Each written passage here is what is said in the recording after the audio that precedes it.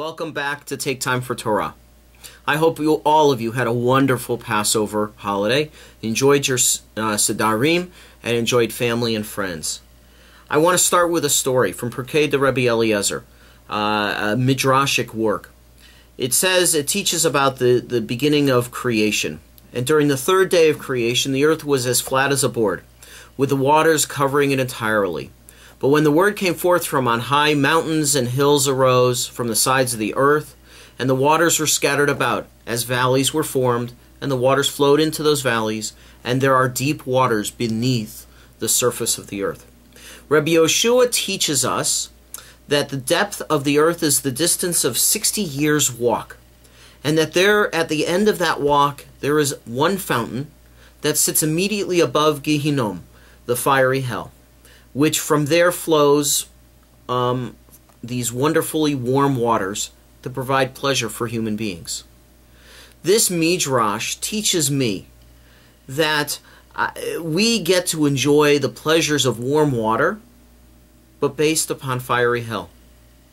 In a sense, we get to enjoy paradise, while others suffer from hell.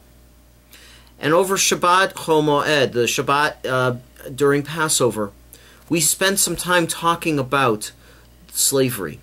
You know, Passover is the holiday where we were once slaves and now we are free.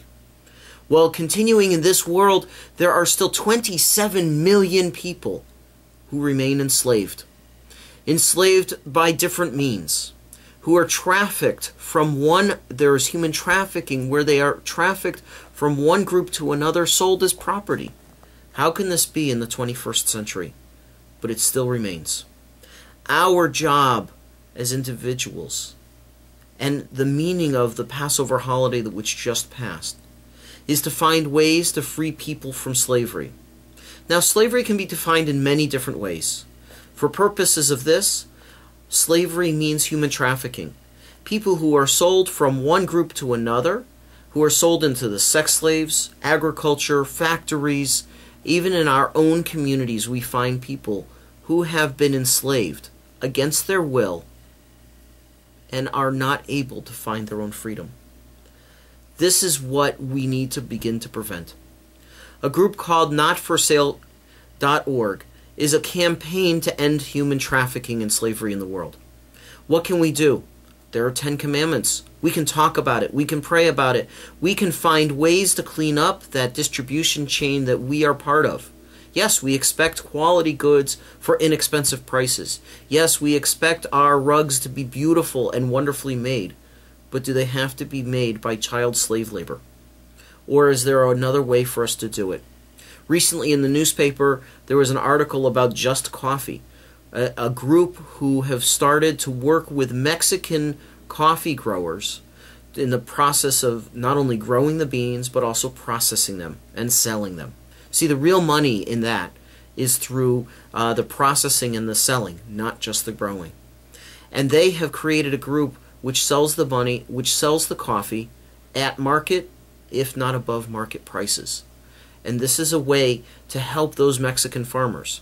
So instead of those Mexican farmers becoming illegal immigrants in the United States, they can remain on their own land, in their own houses, and they can provide for their family. That's what we need to be involved in.